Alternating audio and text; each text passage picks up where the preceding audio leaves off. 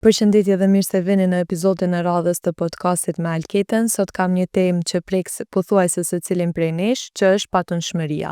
A me ble banesë, a me ndërtu shtëpi, a me investu në tokë, apo me jetu me qira, të gjitha këto pyetje që mi kemi në mendje do t'i zbërthejmë sot nga pak. Dhe për këtë e kam të ftuar ekspertin Veton Rexhepi, i cili është i aftë në fushën e patundshmërisë.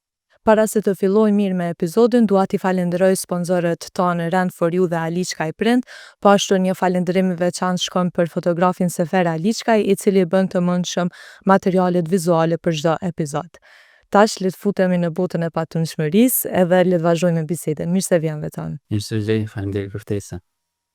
Për fillim kështu në mënyrë të trash, le të themi, ta shpjegojmë fjalën patundshmëri, që do të thotë çdo pronë që nuk zhvendoset, toka, shtëpitë, banesat, lokalet, me një fjalë, shprona që qëndron gjithmonë në një vend dhe zakonisht ka vlerë të madhe, se mundet mu përdor për banem, biznes apo investim. Po si përkufizon ti tregun e patundshmërisë në Kosovë? Po tregu i patundshmërisë në Kosovë realisht zhvillimin më të madh e ka pas në 5 vitet e fundit, kryesisht prej vitit 2020 e tutje, për shkak kërkesa ka qenë shumë e madhe, investitor ka pas shumë e tepër, konkurenca është rritë dhe si rezultat i kësaj domethënë ka ardhur deri te një rritje më e madhe e patundshmërisë, konkretisht edhe i çmimeve në tregun tonë. Mirë po patundshmëria realisht ka ekzistuar gjithmonë edhe ko ma herët edhe tash edhe do të ekziston gjithmonë, sot ka njerëz ka kërkesë realisht edhe për tregun e patundshmërive. Edhe është njëna prej industrive realisht që Kosovë është numër 1 ndoshta në sektorin e zhvillimit, po edhe që sjell hyra në ekonomitë përgjithësi. Cilat janë llojet më të zakonshme të patundshmërisë që kërkohen sot? Po tek ne zakonisht kërkesa më e madhe është për apartamente, banesa konkretisht, pastaj vjen te shtëpia. Arsyeja pse janë më të mëdha kërkesat për banesa është për shkak që fuqia blerëse është më e madhe tek banesa se sa te shtëpia, për shkak të kostos, domethënë që mund e përthekojnë shumë familje, për këtë arsye edhe numri më i madh i blerësve dhe ndërtimet që bëhen sot janë për banesa. A ka dallim në interes për banesa në qytet edhe për shtëpi jashtë qytetit? Po tash më varet prej zona, kryesisht Prishtina është normal zhvilluesi kryesor i patundshmërive. Kërkesa më e madhe në Prishtinë është realisht për banesa, po edhe për lagje sistemi mbyllur. Jashta Prishtinës, në për qytete tjera ma nuk është shumë e atakuar, për shkak që secili njeri kur t'i bën disa mjete, kryesisht investimin më të madh që e bën kryeqytet.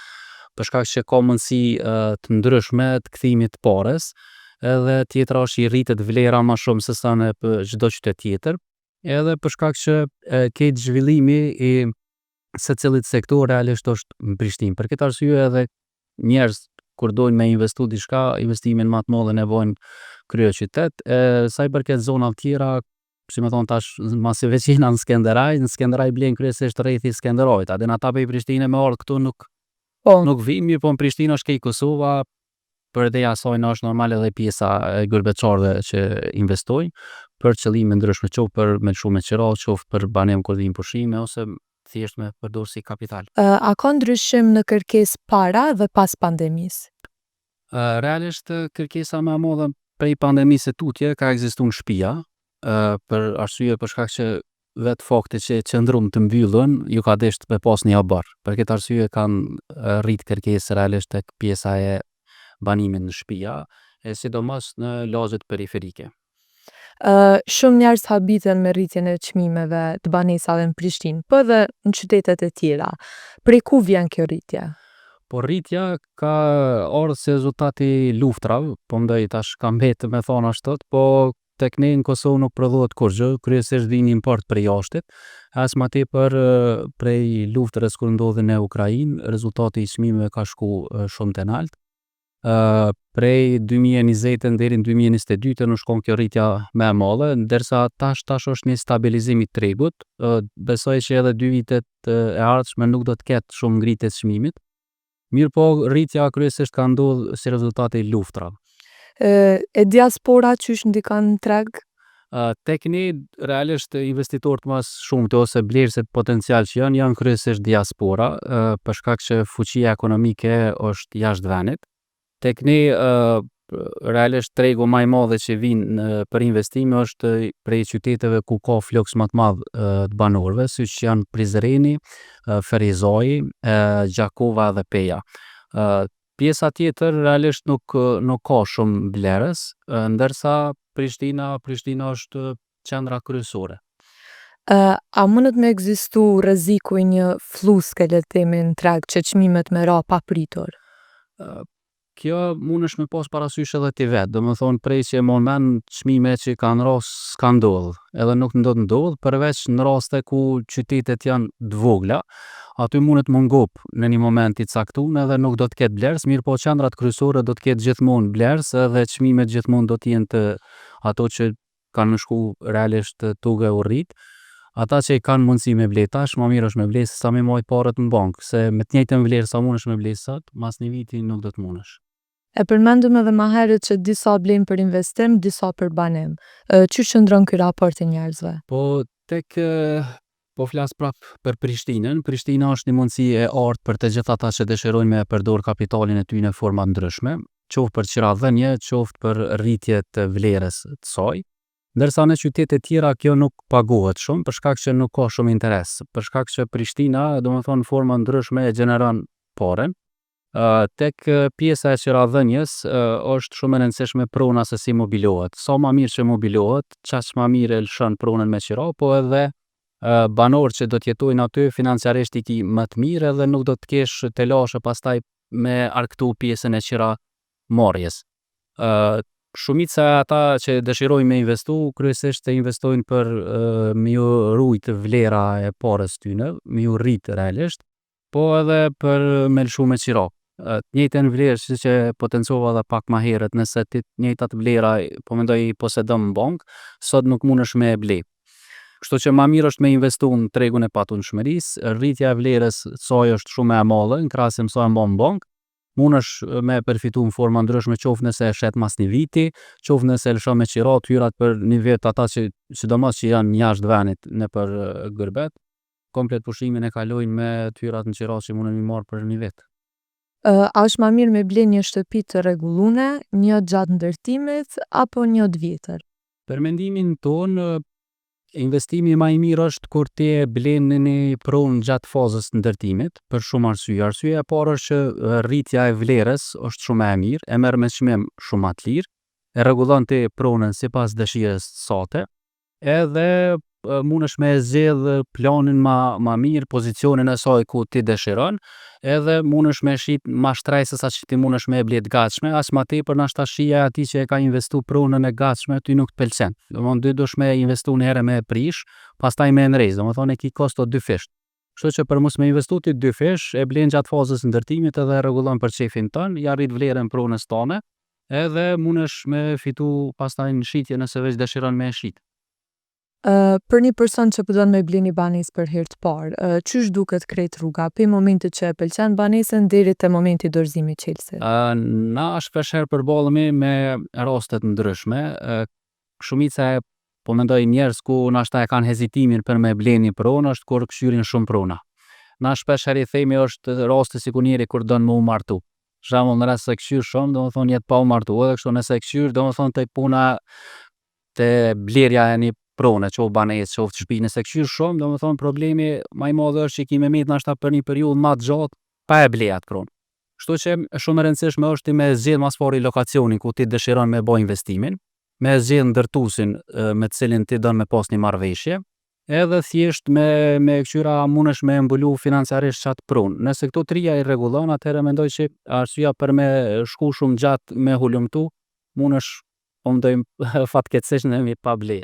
Se gjithmonë del diçka që mundet me ta prish. Po, zakonisht nënshkruhen kontrata, po çka është më e rëndësishmja me u kontrollu para të nënshkrimit kontratës?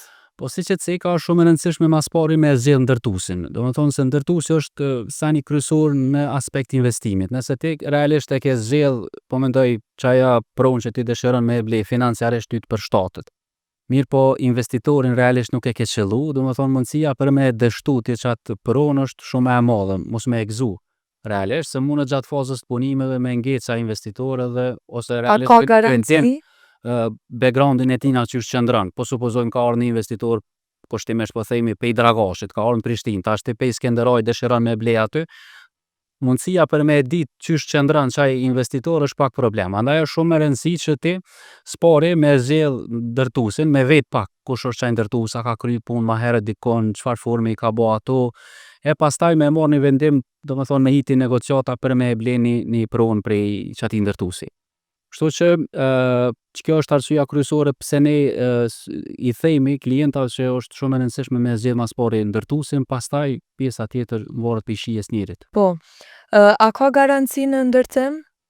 Garanci ndërtim ka, po mendoj prap pe lidhemi gjithmonë me ndërtues. Sado që ty të garanton një ndërtues, nëse nuk është në rregull, po mendoj nuk ja vlen me ble, edhe nëse ty tash kushtimisht po themi 200-300 euro, 500 euro, 1000 euro, 1 metër katror, po nëse nuk është në rregull nuk ja vlen as 50 euro mi dhon për atë ndërtim, pavarësisht garancionit që mundet me t'i dhon. Për shkak që ti s'mundesh mu janë për gjykata 4-5 vjet edhe me thon hajde mas 4-5 vjet ta kemi finalizuar ty çat pronë, shpirtnisht nuk nihesh mirë. Po.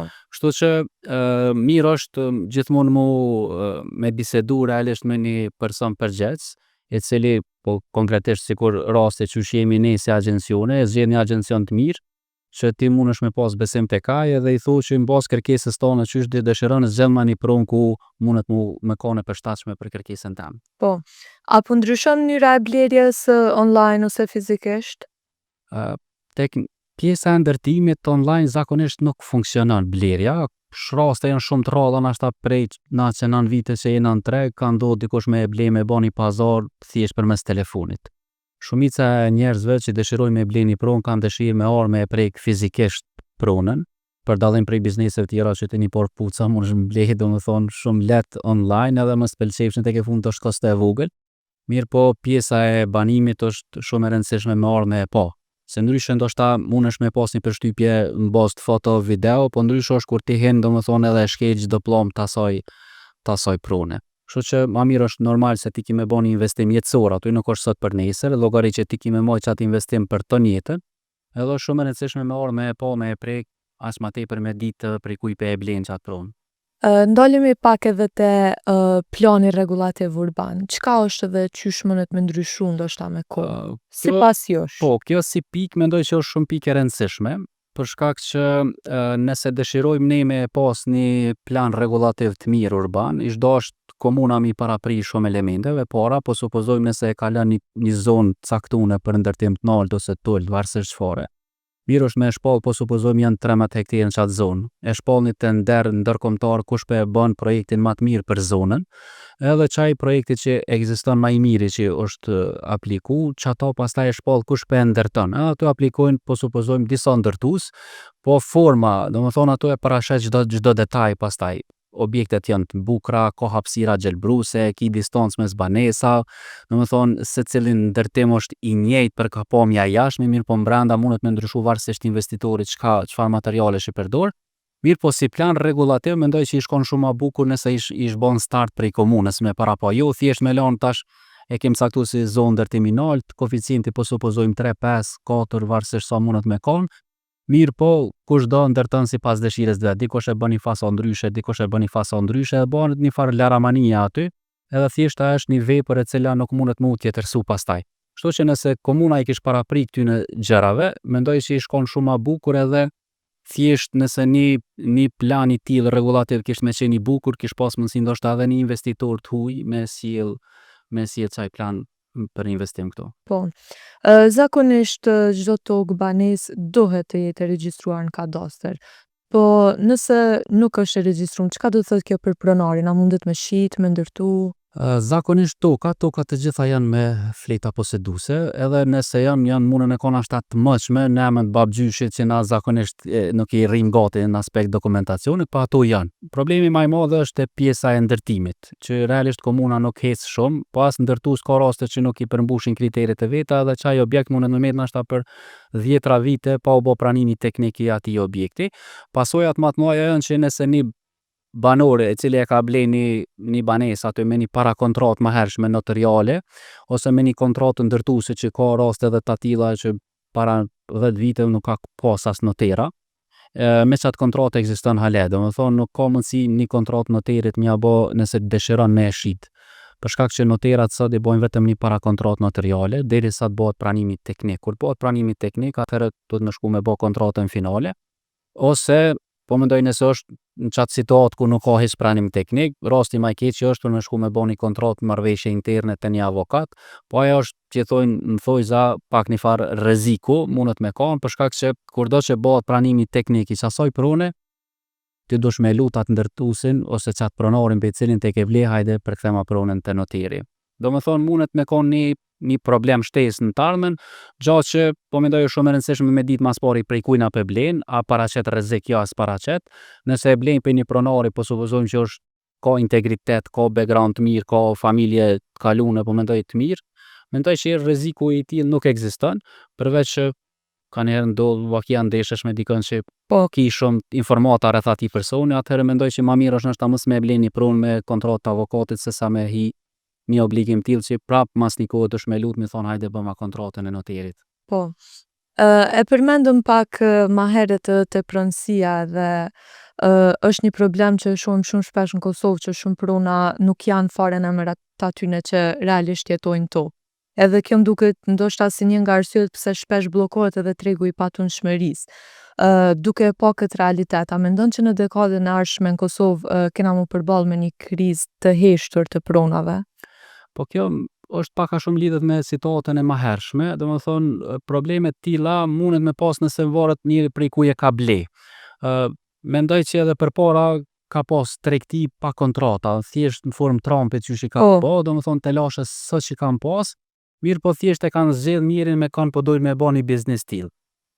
Problemi më i madh është çaja që komuna nuk ka heqë shumë procedurat veta, sidomos pjesa e Prishtinës, për qytetet tjera nuk e di sakt sa qysh veprojnë. Mirë po në Prishtinë është një situatë pak më kaotike, me thonë, mundesh mi gjenë ashta ndërtues në gishtat të cilët i kanë pronat që i kanë ndërtuar me fletë aposetuese. E për qytetet tjera për një diçka tillë nuk kemi shumë informacion se kooperojmë na. Po për shembull sa është e rrezikshme me ble një pronë që është ende në emër të dikujt që s'jeton më. Ose është një trashëgimi e pandan. A ndodh mu fut njerëz edhe në probleme ligjore? Jo, kjo nuk ndodh, po mendoj nuk ka telash, veç duhet mi prit thjesht rregullat për me ardh deri te bortja pronësisë të plot në emër të pronarit. Thjesht e jep ti një kapari për me siguru pronën, edhe jep afat aty në pronarëve që mi zgjidh problemet e veta, me po mendoj nëse është trashëgimi e një babgjyshe që ja ka lënë djemve tash familja është rrite, kanë hisë shumë persona aty, atëherë zgjedhin ata një herë problemin mes veti, e bartin pronën në emër një persone ose dy persona varësisht qysh e kanë trashëgune. Edhe pastaj me qëta dy persona shkon e bën marrëveshjen te noteri, dipret një muj det është afati kohor që duhet me prit patjetër derisa prona të bartet katastër në emër aty në dy pronarëve, pastaj me çato shkon ti e regjistron katastër edhe del në emër ton. Mirë po te lashë mendoj që nuk ka se thjesht nuk ki nevojë mja jep mjetet për e zgjidh problemin atë. Po. Cilat janë gabimet ma shpesh që njerëzit i bojnë kur blejnë pronë? Për shembull ka raste që duken si të mira, po janë mashtrime ose sa do të mju besu reklamave që thonë që ka ndërtim cilësor. Problemi më i madh është që kanjëherë ne si popull jemi të apasionuar shumë as çmimit të lirë. Çmimi i lirë është rasti më i keq ku njerëzit mundën mu që thonë me psu i keq në aspekt investimit. E mira është që tash mirë është me bashkëpunu domethënë me një agjencion, pavarësisht të zgjedh me një agjencion që mundet me qenë shumë i besueshëm, ka integritet mirë në treg. Edhe zgjedh çat agjencion me cilin ti do me bë atë blerjen tonë jetësore, kursime që ti ke bë gjatë të jetës, do me investu në një patunshmëri, atë shkon ti edhe, që thojnë ai në thojza i thojmë rrefehesh para tina. Kanjëherë na jena sigur a e lujmë atë rolin e doktorit, domethënë doktori e mjekon një pacient. Edhe na e lujmë realisht tu i se të njëjtin gjë. Kështu që mirë është me zgjedh një agjencion, edhe shkon i tregon domethënë kërkesat tuaja për çka ti dëshiron me e ble me çat vlerë të parave. Mbos sojna ata e këshyrin ku ti mundesh realisht me kon, edhe pastaj vjen pjesa e negociatave. Po nuk është mirë për shembull ti me marr një hap tutje vetëm.